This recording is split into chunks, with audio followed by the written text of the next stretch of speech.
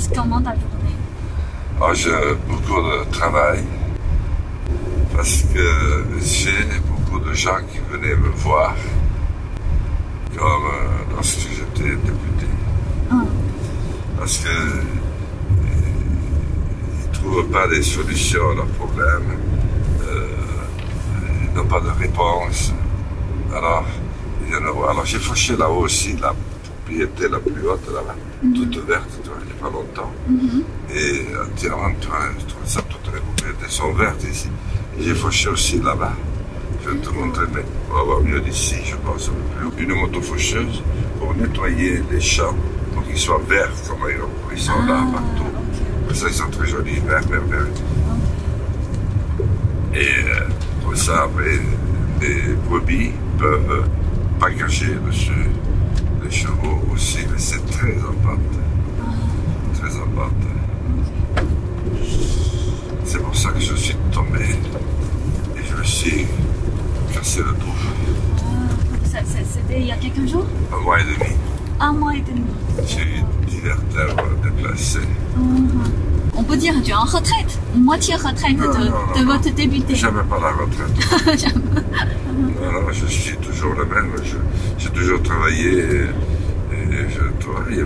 J'ai plus de travail qu'avant. Parce que là, j'avais des collaborateurs, j'avais des secrétaires qui m'aidaient. Maintenant, je suis tout seul. C'est là-bas, tu vois, tout ça qui est vert. Très vert. C'est tout ça que j'ai fauché. C'est combien de temps de travail? Un mois et demi, 2 mois. 40 hectares à la main, avec la machine qui est très lourde. Voilà. Alors ça, c'est le village qui marque la limite entre le Béarn est là, et maintenant c'est le Pays Basque. Et ici, les gens, ils parlent plusieurs langues. Ils parlent le français, bien sûr, mais ils parlent aussi l'espagnol. Ils parlent le béarnais et le basque. Tu vois, les gens ici, dans ce village Montori. C'est un village important, très gentil, voilà, qui est agricole aussi ici. Mais ici, tout est agricole. Et j'étais député de tout ça avant. Et oui, si tu veux aller au marché, c'est par là. Si tu veux pas qu'on aille au marché,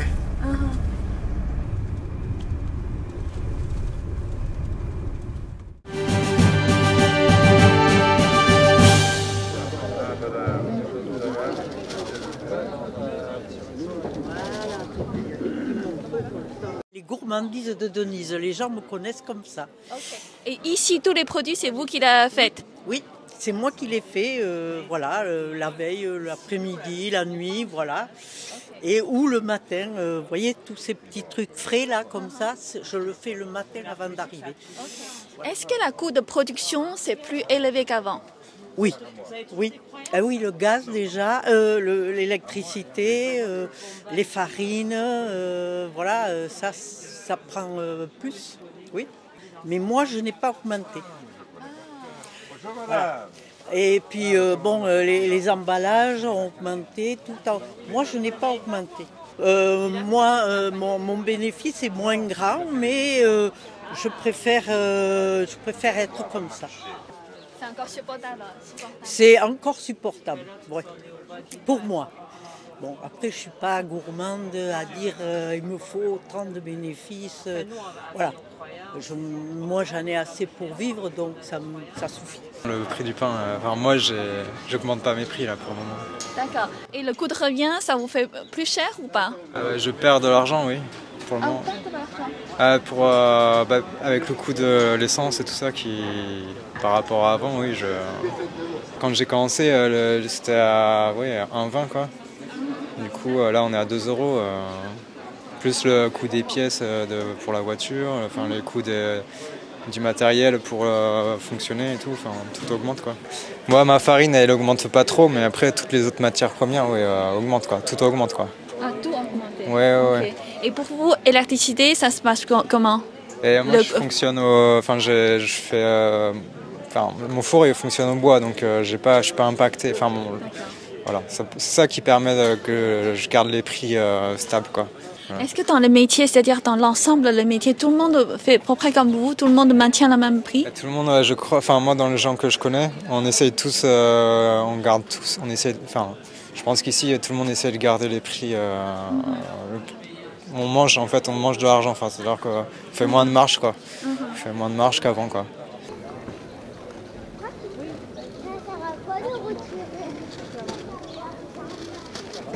Et cette année, est-ce que la production, comment dire, les récoltes sont moins?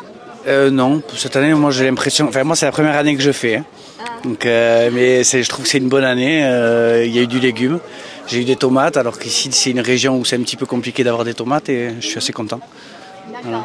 Et par rapport à la sécheresse, il y a la sécheresse cette année? Il y a eu, mais là moi où je suis, j'avais un petit ruisseau qui coulait sur la parcelle, donc j'ai pas eu de problème de sécheresse. Et là, c'est les productions plutôt bio ou c'est quoi de tomates? Ça c'est bio, oui. Ok. Ouais. C'est votre décision de faire oui, bio? Oui. Enfin, bio, ma décision en tout cas c'est de ne pas mettre de polluants. Après, d'avoir le label bio en particulier, c'est pas forcément ça qui m'intéresse. Ce qui m'intéresse c'est de faire une agriculture qui est saine un peu pour l'environnement là où je suis, quoi. Voilà. Et vous dites depuis 1 an vous faites ça. C'est-à-dire avant vous faites quoi? Je me suis formé pendant une année et avant ça j'étais plutôt dans l'animation nature. C'est dans l'animation, quoi. Voilà. Ok. Et du coup ce métier de, on peut dire paysan, c'est ça, hein? Et ça vous plaît? Ouais. Oui, quand j'étais petit, paysan c'était un petit peu péjoratif, c'est-à-dire que c'était pas quelque chose de bien. Quand on disait à quelqu'un qui était paysan, c'était pas bien. C'est marrant parce qu'en grandissant, au contraire, je trouve que c'est quelque chose de valorisant d'être paysan. Ouais, c'est valorisant. D'accord. Et là, toutes les productions, vous pouvez nous présenter un peu votre récolte? Patate, là, oui, c'est de la patate. J'ai 2 patates différentes. Il y en a une jaune, une rose. La rose, celle-là, elle se conserve un petit peu mieux. Voilà, j'ai des carottes, alors elles sont très belles, je suis très content de mes carottes. C'est la première fois que je vois des carottes comme ça. Ça s'appelle des carottes rouge sang, c'est une variété population. Et elle n'est pas très connue, mais elle est orange à l'intérieur, elle est très bonne. Voilà, j'ai un petit peu de persil, j'ai fait quelques aromates. Après j'ai des courges par là. Ça c'est des potim, alors celle-là s'appelle Jack B. Little, c'est une variété qui reste toute petite. Celle-là elle s'appelle la Marina, déjà c'est un peu plus chiant à vendre parce qu'il faut les couper, quoi. Mais voilà, c'est une très bonne variété pour la soupe et voilà, bon, quelques courges, des piments, des poivrons et puis les choux. Voilà. Okay. Alors, en ce moment j'ai que ça, mais je travaille sur une toute petite surface. Donc j'ai pas une grosse production et puis comme je me suis lancé, j'ai pas fait des folies cette année, mais l'année prochaine j'espère pouvoir faire plus de légumes et proposer plus de variétés. Okay. Voilà. Toutes ces productions-là, pour vous, ça peut vous aider de vivre normalement? Là, ce que j'ai fait cette année, ça ne me suffirait pas. J'ai pu le faire parce que je touche encore des indemnités de Pôle emploi, du chômage. Donc là, je peux m'en sortir. L'année prochaine, j'aurai moins d'indemnités et il va falloir que je produise plus de légumes. Et je pense que pour s'en sortir, c'est juste. Mais peut-être que ça va marcher. J'espère. Et pour vous, est-ce que le coût de production, coût de revient est plus cher qu'avant? Sur pas mal de choses, oui, on voit une augmentation. Il y a des choses qui restent stables, donc tant mieux. Et puis on voit notamment sur tout ce qui peut être partie épicerie, où là, ça n'arrête pas d'augmenter, quoi. D'accord. Par exemple, vous, là, pour ces produits-là, c'est quel type de produit que ça coûte plus cher qu'avant? Et là, on voit par exemple pour les œufs. Alors nous, on n'a pas augmenté les prix, donc voilà. Mais le prix continue d'augmenter. Et on a par exemple le riz a augmenté. Après, bon, les oranges, là on est en début de saison, donc on ne peut pas trop s'y fier encore. Et voilà, sur l'ensemble.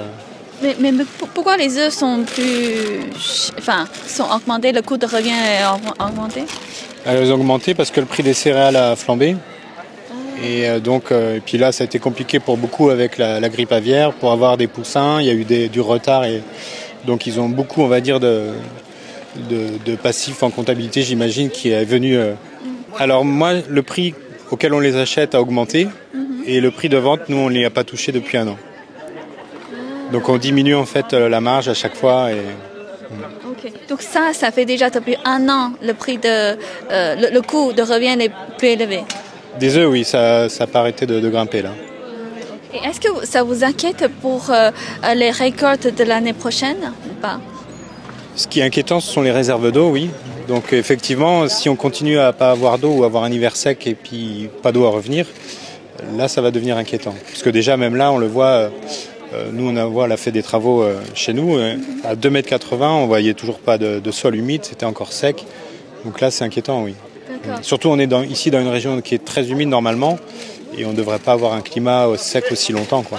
Donc oui, je me posais la question concernant au niveau climatique, on parlait tout à l'heure de sécheresse. Et je sais qu'on constate, et il a été même constaté par des associations, notamment en Californie, l'incidence des chemtrails, donc les nuages de fumée propagés par des avions non civils, et qui justement influaient le climat. Et ça, c'est des choses qu'on connaît depuis la guerre du Vietnam, même en 72, où il y avait, on va dire, des manipulations climatiques pour faire venir la pluie et des choses comme ça.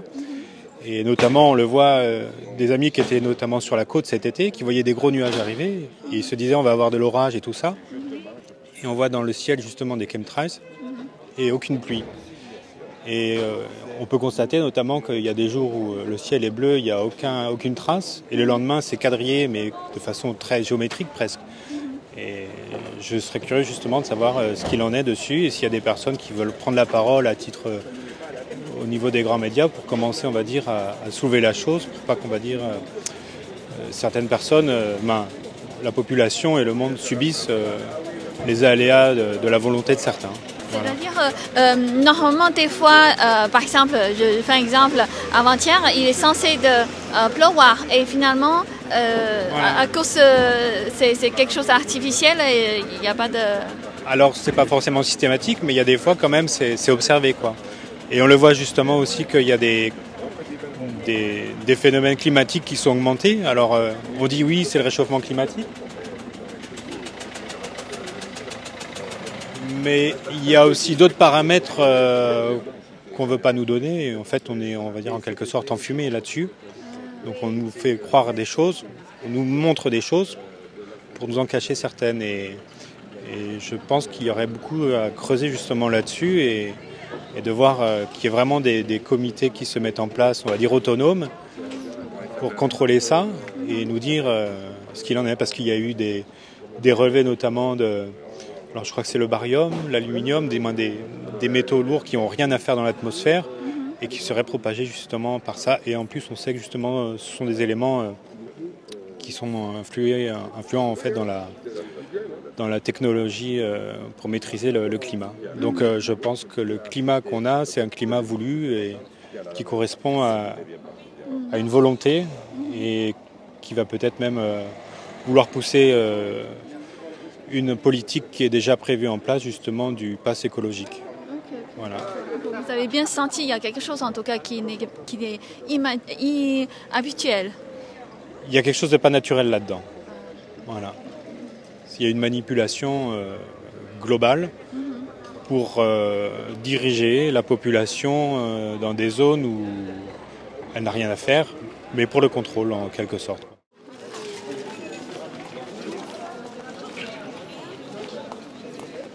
Est-ce que cette année, les récoltes sont plutôt bonnes? Non, cette année, on a eu quand même un problème déjà au printemps avec des gelées tardives et ensuite la sécheresse qui a quand même vraiment écourté les mielés et manque de nectar dû à la sécheresse en fait. Okay, voilà. Okay. Et la sécheresse, c'est vraiment quelque chose de très spécial cette année ou ça fait déjà avant ces produits? C'est cette année, vraiment. Bon, l'année dernière, il y avait un petit peu de sécheresse, mais pas comme cette année. Cette année, c'est vraiment particulièrement important. Ouais. Okay. C'est-à-dire, du coup, combien de la réduction de production cette année? C'est variable. Par exemple, on a quand même augmenté notre cheptel et la production est moindre, on va dire, de, je ne sais pas exactement combien, mais 30% facile. Ouais, 30%, c'est beaucoup. Ouais. Il y a de moins en moins d'abeilles? Il y a de moins en moins d'abeilles, oui.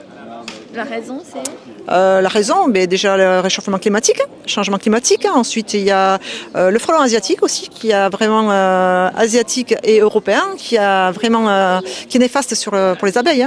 Voilà. Okay. Et puis... les produits chimiques produits chimiques, mais moins quand même. Moins, les agriculteurs ont pris quand même conscience de l'utilisation des produits étaient néfastes pour la santé et ils deviennent raisonnables. On n'est plus dans une agriculture intensive comme à l'époque. Donc non, les jeunes ont vraiment pris conscience des dégâts des pesticides. Mais je suis du Pays Basque, de Tardette. Pays Basque. Oui, oui. Mais Pays Basque, c'est quoi la particularité des gens de Pays Basque? Ah, c'est quand même il y a le Béarn, comme Jean Lassalle, et nous, Pays Basque, on est quand même à part. Mais enfin, on est quand même tous regroupés pour, lorsqu'il y a les élections, tout se fait à part. Le Pays Basque, justement, il comprend 7 provinces. Ici, on est la province de Soule, S-O-U-L-E, même la Haute-Soule, parce que la Basse-Soule, c'est Mauléon. Et vous vivez comment maintenant? Vous sentez la vie, le niveau de vie et tout ça, c'est plutôt agréable? Comme le niveau de vie a augmenté quand même. Tout augmente, le carburant, les fruits, la viande, le gaz, même l'eau. Oui, même l'eau, oui. Oui, tout augmente, même trop fort, hein, parce que, comment dirais-je, ici quand même il y a les salaires qui sont moyens, quoi. Il n'y a pas de gros salaires, hein, malgré tout. Enfin, comme partout, hein. Mais enfin, ici quand même en particulier, quoi.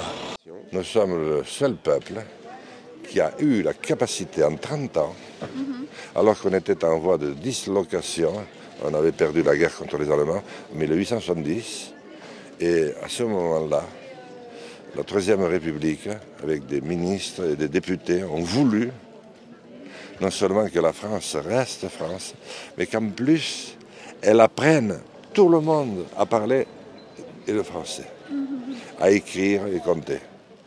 Et c'est le seul peuple qui a fait ça en 30 ans. Et maintenant, ils sont en difficulté.